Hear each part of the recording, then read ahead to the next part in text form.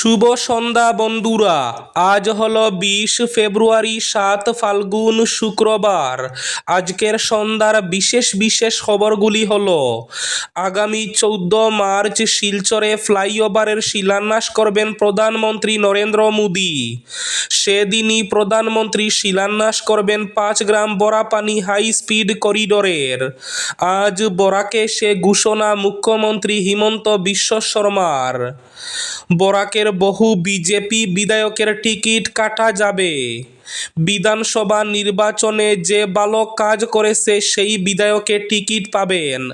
যারা ভালো কাজ করেননি তাদের কর্তন করা হবে টিকিট। আজ বরাকে সে এই বার্তা মুখ্যমন্ত্রী হিমন্ত বিশ্ব শর্মার। শ্রীভূমি তথা করিমগঞ্জ এবং হাইলাকান্দি জেলায় উচ্ছেদ ইস্যুতে বড় মন্তব্য। আবার বিজেপি সরকার হলে 5 লাখ উচ্ছেদ করা হবে। অনুপ্রবেশ রোধে কঠোর অবস্থান স্পষ্ট করে সনাতনী সম্প্রদায়ের মানুষদের জমি বিক্রি না করার আহ্বান জানান মুখ্যমন্ত্রী। আজ 400 কোটি টাকার কাঁসার সিমেন্ট প্লান্ট ম্যানুফ্যাকচারিং ইউনিটের উদ্বোধন মুখ্যমন্ত্রীর। রাহুল গান্ধীদের গুলি করে খুনের হুমকি, রাজস্থানে গ্রেফতার করেনি সেনাকর্মী। আগামী 5 বছরের মধ্যে অসমকে বন্যামুক্ত করে তুলব। আজ বরাকে সে ঘোষণা স্বরাষ্ট্রমন্ত্রী অমিত শাহের। গোয়ালপাড়ায় উচ্ছেদ হওয়া পরিবারগুলোকে খাদ্য চিকিৎসার ব্যবস্থা করার নির্দেশ হাইকোর্টের। উচ্ছেদ হওয়া লোকদের খাদ্য চিকিৎসা নিয়ে কঠোর নির্দেশ গৌহাটি হাইকোর্টের। মে মাসে সিএএর সাংবিধানিক বৈধতার শুনানি করবে সুপ্রিম কোর্ট। হোয়াটসঅ্যাপে স্ট্যাটাসে মাধ্যমিকের প্রশ্নপত্র, গ্রেফতার শিক্ষিকা। বরাক ইস্যুতে সরব বিধায়ক খলিলুদ্দিন মজুমদার বিধানসভায়। শিক্ষা, খনি, অরুণোদয়, রেশন ও মোবাইল নেটওয়ার্ক সমস্যা উত্থাপন। বিস্তারিত থাকবে প্রতিবেদনে। বাবরের নামে মসজিদ নির্মাণ নয়, আবেদন শুনলই না সুপ্রিম কোর্ট। মসজিদের নাম বাবরের নামে রাখার উপর নিষেধাজ্ঞার আবেদন খারিজ করল সুপ্রিম কোর্ট। তাহলে বিস্তারিত খবরে যাওয়ার আগে অবশ্যই ভিডিওটিতে একটি লাইক করে চ্যানেলটি সাবস্ক্রাইব করে পাশের বেল আইকনটি বাজিয়ে রাখবেন এবং ফেসবুক পেজটি ফলো করে ভিডিওটি অবশ্যই শেয়ার করবেন যাতে সঠিক তথ্যগুলো সবার কাছে পৌঁছাতে পারে। এবার শুনুন আজকের খবরগুলির বিস্তারিত। শ্রীভূমি তথা করিমগঞ্জ হাইলাকান্দি জেলায় উচ্ছেদ ইস্যুতে বড় মন্তব্য করলেন মুখ্যমন্ত্রী হিমন্ত বিশ্ব শর্মা। আজ বরাকে সে কঠোর ঘোষণা। 2026-এ আবার বিজেপি সরকার আসলে 5 লাখ বিঘা জমি থেকে উচ্ছেদ করা হবে। অনুপ্রবেশ রোধে কঠোর অবস্থান স্পষ্ট করে সনাতনী সম্প্রদায়ের মানুষদের জমি বিক্রি না করার আহ্বান জানান তিনি। এদিকে আগামী 14 মার্চ শিলচরে ফ্লাইওভারের শিলান্যাস করবেন প্রধানমন্ত্রী নরেন্দ্র মোদী। সেদিনই প্রধানমন্ত্রী শিলান্যাস করবেন 5 গ্রাম বরাপানি হাই স্পিড করিডোরের। আজ বরাকে সে ঘোষণা মুখ্যমন্ত্রী হিমন্ত বিশ্ব শর্মার। এদিকে আজ কাঁসার সিমেন্ট প্লান্ট ম্যানুফ্যাকচারিং ইউনিটের উদ্বোধন মুখ্যমন্ত্রীর। কাঁসার জেলার বুরুঙ্গা হিলারায় প্রায় 400 কোটি টাকা খরচে নির্মিত কাঁসার সিমেন্ট প্লান্ট ম্যানুফ্যাকচারিং ইউনিটের উদ্বোধন করলেন মুখ্যমন্ত্রী হিমন্ত বিশ্ব শর্মা। আজ এক আনুষ্ঠানিকভাবে তিনি এই অত্যাধুনিক উৎপাদন কেন্দ্রের উদ্বোধন করেন।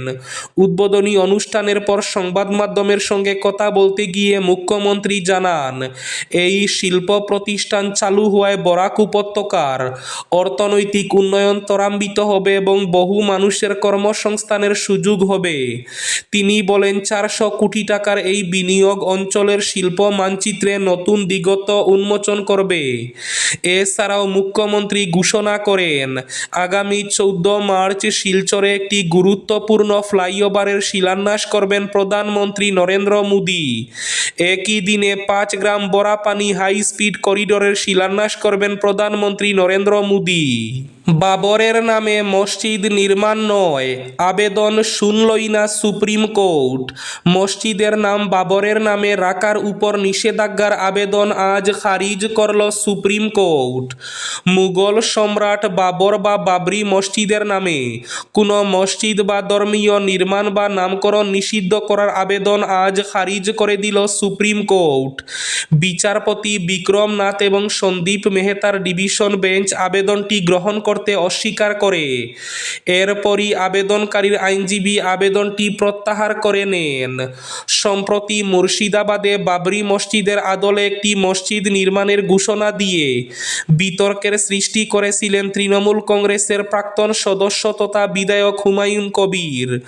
মূলত এই ধরনের ঘটনার পরিপ্রেক্ষিতে সারা দেশে এই নামের উপর নিষেধাজ্ঞা জারির দাবি তুলে আদালতের দ্বারস্থ হয়েছিলেন আবেদনকারী চেয়েছিলেন সমগ্র ভারতে বাবর বা বাবরি মসজিদের নামে যে কোনো প্রকার নির্মাণ বা নামকরণের অনুমতি না দেওয়ার জন্য যেন কর্তৃপক্ষকে নির্দেশ দেওয়া হয়।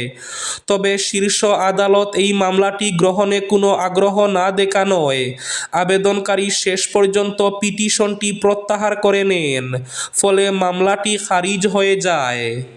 রাজ্যের গোয়ালপাড়ায় উচ্ছেদ হওয়া পরিবারগুলোকে খাদ্য চিকিৎসার ব্যবস্থা করার নির্দেশ গৌহাটি হাইকোর্টের। উচ্ছেদ হওয়া লোকদের খাদ্য চিকিৎসা নিয়ে কঠোর নির্দেশ হাইকোর্টের। উচ্ছেদ হওয়া পরিবারগুলোর খাদ্য চিকিৎসা নিয়ে জেলা প্রশাসন কী ব্যবস্থা গ্রহণ করেছে তার এক বিস্তৃত রিপোর্ট চায় আদালত। গোয়ালপাড়া জেলার হাসিলা বিলে 8 মাস আগে ব্যাপক উচ্ছেদ অভিযান চালিয়েছিল জেলা প্রশাসন। এই উচ্ছেদ অভিযানের পর বহু লোক ভূমিহীন হয়ে পড়েন। তাদের নিজের কোনো জমি নেই। যেভাবে পারছেন খোলা আকাশের নিচে তাঁবু টাঙ্গিয়ে আশ্রয় নিয়েছেন। ঘর নেই, পানীয় জলের ব্যবস্থা নেই, শৌচাগার নেই। শিশুদের পড়াশোনা ক্ষতিগ্রস্ত হয়েছে। গত 8 মাস ধরে এক অবর্ণনীয় অবস্থার মধ্যে দিন যাপন করছে উচ্ছেদ হওয়ার পরিবারগুলো। আগামী 5 বছরের মধ্যে অসমকে বন্যামুক্ত করে তুলব। আজ বরাকে এসে ঘোষণা কেন্দ্রীয় স্বরাষ্ট্রমন্ত্রী অমিত শাহের। আজ শুক্রবার কেন্দ্রীয় স্বরাষ্ট্রমন্ত্রী অমিত শাহ কাছাড়ের কাঠিগড়ার সীমান্তবর্তী গ্রাম নাতানপুর থেকে ভাইব্রেন্ট ভিলেজেস প্রোগ্রামের দ্বিতীয় পর্বের সূচনা করেন। তিনি জোর দিয়ে বলেন যে অতীতে আসামের 2টি প্রধান সমস্যা ছিল অনুপ্রবেশ এবং জঙ্গিবাদ। রাজ্যের ইস্যুতে অমিত শাহ বলেন, 10 বছর আগে আসামে বিজেপি ক্ষমতায় আসার পর অনুপ্রবেশ বন্ধ করাকে সর্বোচ্চ অগ্রাধিকার দেওয়া হয়েছিল। তিনি আরও বলেন, সাম্প্রতিক বছরগুলিতে লক্ষ লক্ষ বিঘা জমি অবৈধ দখলমুক্ত করা হয়েছে। তিনি আরও দাবি করেন যে বোমা বিস্ফোরণ এবং সশস্ত্র সংঘাতের মতো জঙ্গিবাদ সম্পর্কিত ঘটনা উল্লেখযোগ্যভাবে হ্রাস পেয়েছে। বন্যা প্রশমনের বিষয়ে অমিত শাহ বলেন, আগামী 5 বছরে সরকার ব্রহ্মপুত্রের বন্যার জল কৃষকদের ক্ষেত এবং হ্রদে প্রবাহিত করে সেচ এবং পর্যটন বৃদ্ধির লক্ষ্যে আসামকে বন্যামুক্ত করার লক্ষ্য নিয়েছে। হোয়াটসঅ্যাপ স্ট্যাটাসে মাধ্যমিকের প্রশ্নপত্র, গ্রেফতার শিক্ষিকা। মধ্যপ্রদেশের বুরহানপুর জেলায় 10ম শ্রেণীর বোর্ড পরীক্ষায় এক শিক্ষিকার বিরুদ্ধে উঠল চাঞ্চল্যকর অভিযোগ। এই ঘটনায় ওই শিক্ষিকাকে গ্রেফতার করার পাশাপাশি সাসপেন্ড করা হয়েছে পরীক্ষা কেন্দ্রটির সুপারিনটেনডেন্ট এবং অ্যাসিস্ট্যান্ট সুপারকেও। জানা গিয়েছে, মঙ্গলবার টুকাইথার এলাকার একটি সরকারি উচ্চ মাধ্যমিক বিদ্যালয়ে চলছিল 10ম শ্রেণীর ইংরেজি পরীক্ষা। সেখানে দায়িত্বে ছিলেন রাজকুমারী সোনি নামে এক শিক্ষিকা। পরীক্ষা চলাকালীন মোবাইল ফোনে প্রশ্নপত্রের ছবি তুলে তিনি নিজের হোয়াটসঅ্যাপ স্ট্যাটাসে আপলোড করেন বলে অভিযোগ। পুলিশের দাবি, তার উদ্দেশ্য ছিল বাইরের কাউকে দিয়ে উত্তরপত্র তৈরি করিয়ে পরীক্ষার্থীদের নকল করতে সাহায্য করা। যদিও জেলা প্রশাসনের দাবি, এই ক্ষেত্রে প্রশ্ন ফাঁস হয়নি। তাদের যুক্তি, সকাল 8টা 40 মিনিটের মধ্যে 109 জন পরীক্ষার্থী ওই কেন্দ্রে প্রবেশ করেছিল। রাজকুমারী সোনি ছবিটি আপলোড করেছিলেন সকাল 9টা বেজে 6 মিনিটে। তবে পরীক্ষা কেন্দ্রের গোপনীয়তা ভঙ্গের মতো গুরুতর অপরাধ এই শিক্ষিকার বিরুদ্ধে মধ্যপ্রদেশ রিকগনাইজড এক্সামিনেশন অ্যাক্ট এবং ভারতীয় ন্যায় সংহিতার নির্দিষ্ট ধারায় একটি মামলা রুজু করা হয়েছে। শিক্ষা খনি অরুণোদয় রেশন ও মোবাইল নেটওয়ার্ক সমস্যা উত্থাপন বরাক উপত্যকার ইস্যুতে সরব বিধায়ক খলিল উদ্দিন মজুমদার অসম বিধানসভায়। বরাক উপত্যকার শিক্ষা পরিকাঠামো থেকে শুরু করে শিক্ষক সংকট, শ্রীভূমিতে পাথরকুয়ারি এবং বালির মহাল, অরুণোদয় প্রকল্পে আবেদন বাছাই, রেশন কার্ড বিতরণে অসামঞ্জস্য এবং প্রত্যন্ত গ্রামে মোবাইল নেটওয়ার্কের গাফিলতি সহ জনস্বার্থমূলক ইস্যু নিয়ে অসম বিধানসভায় সরব হলেন কাটিগড়ার কংগ্রেস বিধায়ক খলিল উদ্দিন মজুমদার। সংশ্লিষ্ট দফতরের মন্ত্রীরা লিখিত জবাবে সরকারের অবস্থান স্পষ্ট করেন। শিক্ষা পরিকাঠামো এবং শিক্ষক সংকটে বিধায়কের প্রশ্নের জবাবে শিক্ষামন্ত্রী ডক্টর রনজ পেগু জানান, বরাকের কাছাড়, শ্রীভূমি এবং হাইলাকান্দি জেলার বিদ্যালয়গুলির অতিরিক্ত শ্রেণীকক্ষ, বাউন্ডারি মেরামতি প্রভৃতি গাফিলতি ইউডাইস তথ্যের ভিত্তিতে চিহ্নিত করা হয়েছে। রাইড, এনইএস, আইডিএস, পিএম শ্রী, পিএম ডেভ, আইএনই এবং সমগ্র শিক্ষার বার্ষিক কর্মপরিকল্পনার মাধ্যমে পর্যায়ক্রমে পরিকাঠামো উন্নয়নের কাজ চলবে বলে তিনি জানান। মে মাসে সিএএর সাংবিধানিক বৈধতার শুনানি করবে সুপ্রিম কোর্ট। 2019 সালে সংসদে অনুমোদিত নাগরিকত্ব সংশোধনী আইনের সাংবিধানিক বৈধতা খতিয়ে দেখতে সুপ্রিম কোর্ট আগামী 5 মে চূড়ান্ত শুনানি গ্রহণ করবে। সিএএর ক্ষেত্রে অসম, ত্রিপুরার প্রাসঙ্গিকতা আলাদাভাবে বিবেচনা করা হবে। প্রধান বিচারপতি সূর্যকান্ত, বিচারপতি জয়মাল্য বাগচি এবং বিচারপতি বিপুল পাঞ্চালির ডিভিশন বেঞ্চ বিতর্কিত আইনটির সাংবিধানিক বৈধতা খতিয়ে দেখার সিদ্ধান্ত নিয়েছে। এবার শেষ খবরটি, রাহুল গান্ধীদের গুলি করে খুনের হুমকি, রাজস্থানে গ্রেফতার কর্মী সেনাকর্মী।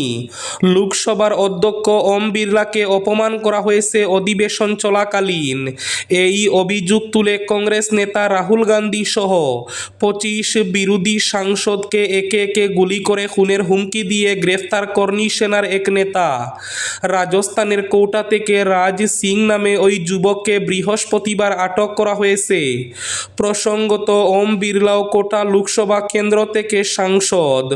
সোশ্যাল মিডিয়ায় একটি ভিডিও পোস্ট করে রাহুলদের হুমকি দেওয়ার অভিযোগ উঠেছে রাজ্যের বিরুদ্ধে। পুলিশ জানিয়েছে, ধৃতই নিজেকে কর্মী সেনার নেতা বলে পরিচয় দিয়েছে। এই ছিল আজকের সন্ধ্যার বিশেষ খবরগুলি। ভিডিওটি অবশ্যই লাইক করে শেয়ার করে দেবেন।